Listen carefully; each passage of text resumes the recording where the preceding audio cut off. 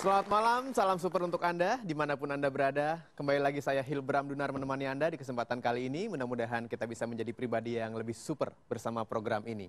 Tentunya kita sama-sama di Mario Teguh Golden Ways. Satu hal yang menarik yang akan kami bahas pada kesempatan kali ini adalah satu judul yang mengena dengan apa yang kita rasakan atau bahkan kadang-kadang kita alami sendiri tanpa kita sadari.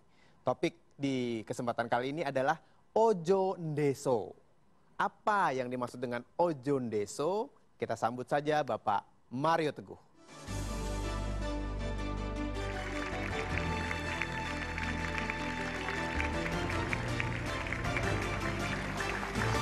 Terima kasih, silakan duduk.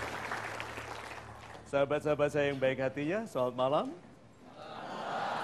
Assalamualaikum warahmatullahi wabarakatuh.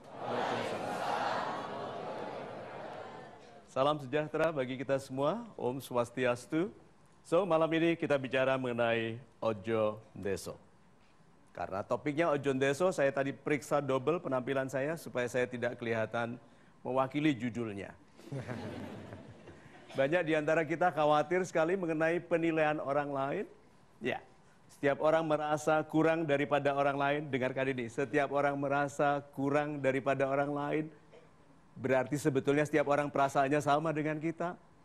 Jadi kalau gitu tidak perlu minder karena setiap orang merasa minder. Sebetulnya upaya kita adalah untuk tampil lebih gagah daripada perasaan asli kita. Nah, Ndeso itu bukan hanya mengenai minder. Ndeso itu juga berkenaan mengenai kenaikan kelas pribadi kita. Tidak ada orang kelas kehidupannya bisa baik, bisa naik kalau kelas pribadinya tidak naik. Dalam program ini yuk kita eksplor cara-cara untuk menjadikan modal terbaik yang sudah diberikan oleh Tuhan. Yang namanya kita. Ini menjadi pribadi yang dihormati lebih, yang dihargai lebih, yang ditempatkan di kedudukan yang baik. Itu.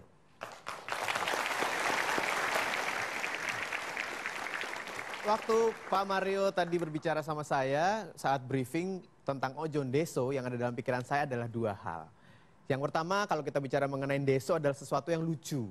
Karena banyak yang ndeso-ndeso itu kadang-kadang membuat kita tertawa. Tapi sebaliknya di sisi lain ada juga yang ndeso-ndeso itu yang mengganggu. Sehingga membuat kita merasa kesal kadang-kadang. Nah, ini yang mana Pak sebenarnya Pak? Ndeso yang dimaksud dengan Pak Mario. Sahabat-sahabat saya yang baik hatinya. Ada 4 hal pokok yang penting dalam program ini. Yang pertama adalah kelas pribadi, itu bahasan kita yang pertama. Yang kedua tentang kerinduan kita untuk menjadi pribadi yang hidupnya baik. Oke? Yang ketiga adalah daya tarik. Karena orang yang menarik tidak memerlukan ketampanan, kecantikan atau apapun. Karena dia menarik, termasuk menarik rezeki yang baik. Nah, kalau rezeki itu nempel di wanita yang cantik, bayangkan. Yang keempat, rencana pembesaran diri. Setiap orang tumbuh tapi tidak menjadi besar. Yuk kita bicarakan itu. Nah, pertanyaan Mas Hilbram tadi mengenai ndeso ada 2 macam. Ada ndeso yang lucu, ada ndeso yang norak. Oke, yang lucu. Kita lihat ya, ndeso yang lucu itu culun, polos, kuper, kagetan, nyerantal. Kata orang Jawa nyerantal itu cepat mengusulkan sesuatu salah. Gitu. Ada tuh orang yang begitu. Dia mendengar orang bicara mengenai feminin, gitu. Ada anak tanya, apa itu feminin? Feminin itu sifat kewanitaan yang indah, anggun itu feminin, female, gitu kan? Dia dengar gitu. Ini orang Ndeso ini. Nah, yang laki-laki dia langsung bilang, aku tahu. Yang laki-laki namanya Mas Ninin. Nah, itu Ndeso yang lucu. Karena dia tidak tahu, tetapi dia berusaha menyumbangkan bantuan. Nah, orang-orang seperti ini indahnya lagi. Menerima batas pengetahuan. Menerima batas pengetahuan sebagai pengetahuan terbaik. Tidak sederhana loh itu pengertiannya. Ibu Satiem saya bertemu di pasar di Malioboro, di Jogja. Jual tas dari kain itu, bertemu saya senangnya bukan main. Saya bilang terima kasih dengan Golden Ways-nya Pak. Saya tanya, mengerti Ibu Golden Ways? Bahasan Golden Ways. Mengerti sekali. Terus saya tanya, Ibu banyak orang berpendidikan mengeluh tidak mengerti Golden Ways. Dia bilang apa? Oh itu dia mengeluhkan yang dia tidak mengerti. Saya mensyukuri yang saya mengerti. Siapa bilang dia ndeso? Coba. Filosofis sekali dong. Banyak orang kota berpendidikan tinggi mengeluhkan yang tidak dimengertinya. Orang dusun jualan tas sederhana di Malioboro mengatakan, saya mensyukuri yang saya mengerti. Orang desa itu cantik sekali.